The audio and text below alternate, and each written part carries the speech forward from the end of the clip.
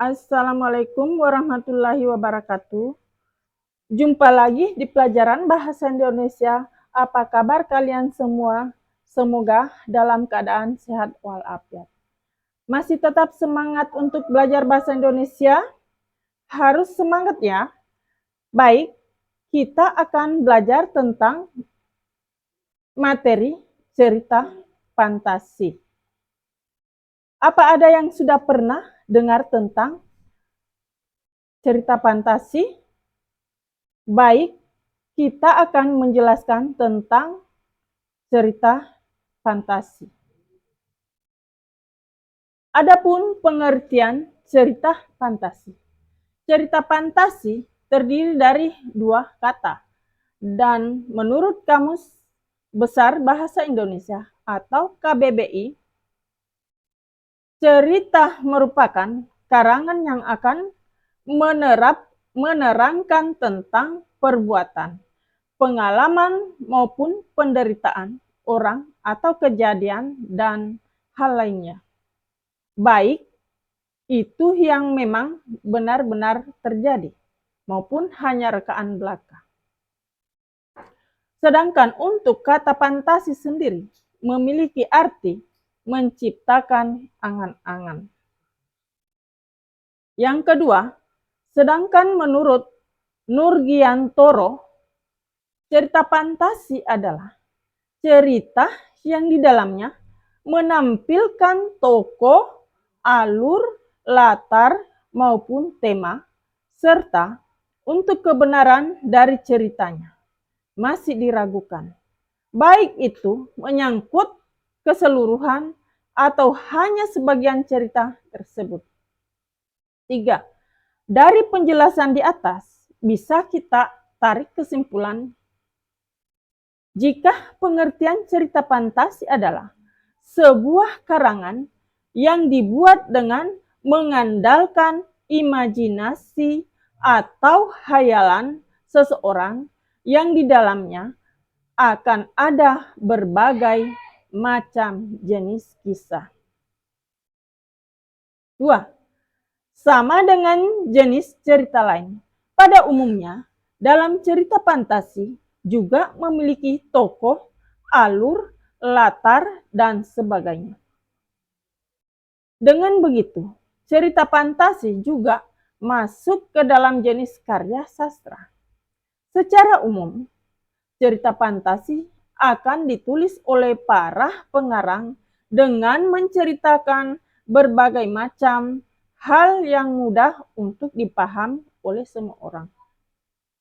Kemudian selanjutnya, para penulis cerita fantasi biasanya akan membayangkan cerita yang mereka buat agar para pembaca lebih mudah untuk memahami serta menerima cerita tersebut.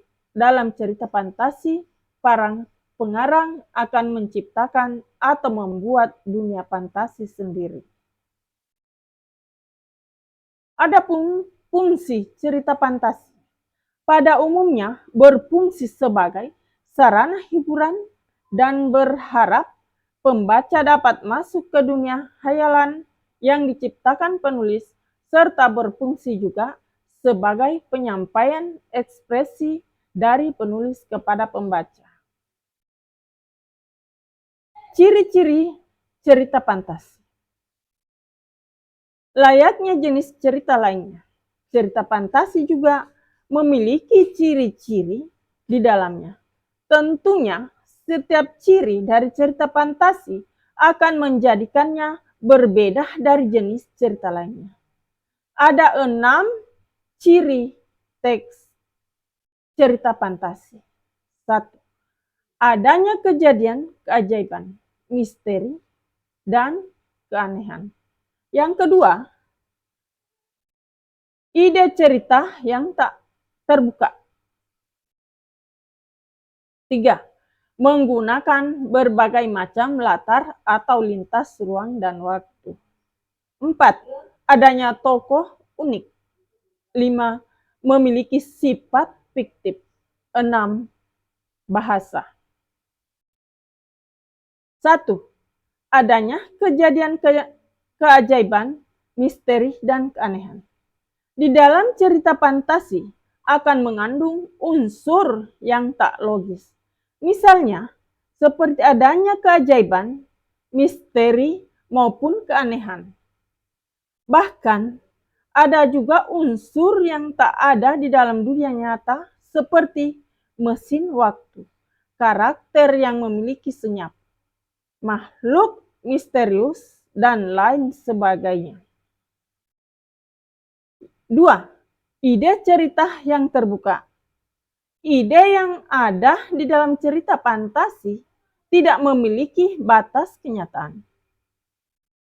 Dengan begitu, para penulis bisa lebih terbuka dan mengembangkan cerita sesuai dengan keinginan mereka. Sebagai contohnya adalah cerita fantasi yang mengambil tema supranatural, mistis, horor, fiksi ilmiah, futuristik, dan lain sebagainya. 3. Menggunakan berbagai macam latar atau lintas ruang dan waktu. Selanjutnya adalah ruang dan waktu yang ada di dalam cerita biasanya melebihi cerita atau tidak terbatas. Para penulis akan menggunakan berbagai macam latar untuk bisa membangun cerita fantasi. 4. Adanya tokoh. Dalam cerita fantasi biasanya akan ada tokoh unik, mulai dari ciri maupun watak terkadang tidak ada di dalam kehidupan sehari-hari. Misalnya, tokoh yang memiliki kesaktian tertentu, atau mungkin tokoh yang mengalami peristiwa misterius yang tak ada di dalam kehidupan sehari-hari. 5. Memiliki sifat fiktif. Ciri berikutnya dari cerita fantasi adalah bersifat fiktif. Itu artinya cerita fantasi tidak ada di dalam kehidupan nyata. Alur cerita fantasi bisa diilhami oleh latar nyata atau objek nyata dalam kehidupan sehari-hari, namun diberikan sentuhan unsur fantasi. 6. Bahasa. Dalam cerita fantasi akan ada penggunaan sinonim emosi yang kuat serta variasi kata yang terbilang cukup menonjol. Bahasa yang digunakan dalam cerita fantasi selalu bervariatif, ekspresif, serta menggunakan ragam percakapan atau tidak menggunakan bahasa formal. Struktur cerita fantasi. Struktur cerita fantasi terbagi menjadi 4 bagian, yaitu 1. Orientasi, 2. Konflik, 3. Resolusi, 4. Ending. 1. Orientasi. Dalam cerita fantasi akan ada struktur orientasi, di mana pada struktur ini akan menjadikan para pembaca untuk menemukan sebuah cerita dalam bentuk pengenalan, mulai dari tema, tokoh, hingga alur yang ditulis oleh penulis cerita fantasi. 2. Konflik. Para pengarang akan membuat konflik yang menjadikan para pembaca menjadi memiliki keinginan untuk membaca kembali cerita fantasi hingga bagian akhir. Sementara itu, tokoh-tokoh juga akan lebih ditonjolkan pada bagian konflik ini. 3. Resolusi. Selanjutnya ada bagian resolusi pada cerita fantasi, di mana pada bagian ini akan dijelaskan jalan keluar dari permasalahan yang ada. Konflik yang dimunculkan akan mereda, yang menjadikan para pembaca memiliki rasa penasaran akan akhir cerita tersebut. 4. Ending. Pada bagian ending, cerita fantasi ini akan memiliki kemungkinan berakhiran cerita dengan bahagia atau kesedihan. Bagian ending ini juga yang paling ditunggu oleh para pembaca cerita fantasi. Adapun jenis cerita fantasi. Cerita fantasi dibagi menjadi dua, yaitu 1. Cerita fantasi berdasarkan kesesuaian kehidupan nyata. Yang kedua, cerita fantasi berdasarkan latar cerita. Di mana kedua jenis cerita fantasi ini juga masih dibagi menjadi beberapa kategori di dalamnya. 1. Cerita fantasi berdasarkan kehidupan nyata. Seperti yang dijelaskan sebelumnya, cerita fantasi bisa dibagi menjadi dua jenis. Salah satunya adalah cerita fantasi berdasarkan kehidupan nyata, di mana cerita fantasi berdasarkan kehidupan nyata ini masih dibagi menjadi beberapa kategori di dalamnya sebagai berikut. 1. Cerita fantasi total. Yang kedua, cerita fantasi iritasi. 2. Cerita fantasi berdasarkan latar cerita. Cerita fantasi berdasarkan latar cerita juga akan dibagi menjadi beberapa kategori di dalamnya seperti 1. Cerita fantasi sesaman, dan yang kedua, cerita fantasi lintas waktu. Adapun kaidah kebahasaan cerita fantasi. 1. Cerita fantasi menggunakan sudut pandang penokohan seperti saya, aku, mereka, kami, dan nama orang. Yang kedua, cerita fantasi menggunakan kata sifat dan hasil pengamatan panca indera untuk mendeskripsikan atau menggambarkan tokoh, latar, dan konflik yang ada. 3. Cerita fantasi menggunakan kata metafora, kiasan, dan personifikasi perumpamaan. 4. Cerita fantasi menggunakan kata penghubung, konjungsi, penanda untuk urutan waktu seperti pada teks narasi. 5. Cerita fantasi menggunakan ungkapan atau kalimat langsung untuk menambah cita rasa dalam isi cerita. Contoh cerita fantasi. Pensil ajaib. Lailah adalah seorang gadis miskin yang pandai. Sebagian waktunya ia gunakan untuk belajar dan membantu orang tuanya.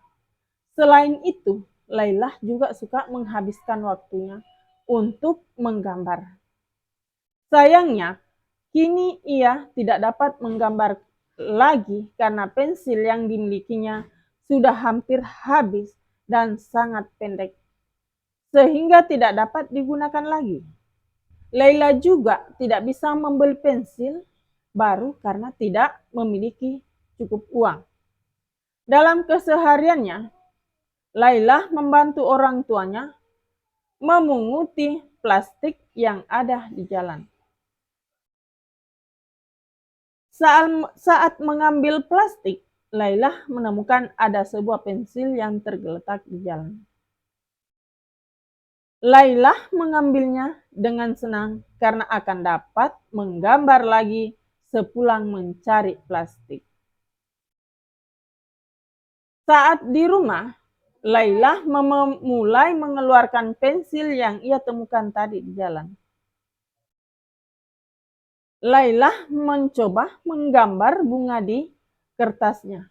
Alangkah kagetnya ketika selesai menggambar, tiba-tiba menjadi bunga sesungguhnya dan tergeletak di atas kertas tempat ia menggambar. Laila merasa kaget dan tidak percaya. Ia mulai menggambar ayam untuk memastikan apakah yang ia lihat memang nyata. Sesaat setelah ia menggambar ayam, alangkah terkejutnya tiba-tiba di hadapannya ada seekor ayam hidup yang berkokok sangat kencang. Kini ia menyadari bahwa ia memiliki sebuah pensil ajaib. Dengan sigap, ia segera menggambar berbagai keperluan yang dibutuhkan oleh keluarganya. Ia menggambar beras, makanan, lauk pauk, uang, dan berbagai kebutuhan lainnya. Saat orang tua Laila datang, alangkah kagetnya mereka melihat rumah dipenuhi banyak benda yang mereka butuhkan. Ibunya hampir menangis karena merasa sangat bahagia. Kebutuhan mereka dapat tercukupi. Meski begitu, Laila menggunakan pensil ajaibnya dengan bijak. Ia tidak sembarangan menciptakan benda dengan pensil ajaibnya. Ia tahu bahwa bersikap berlebihan nantinya akan menimbulkan petaka baik untuk dirinya maupun dengan keluarganya. Selamat berpetualangan. Sekian dan terima kasih. Wassalamualaikum warahmatullahi wabarakatuh.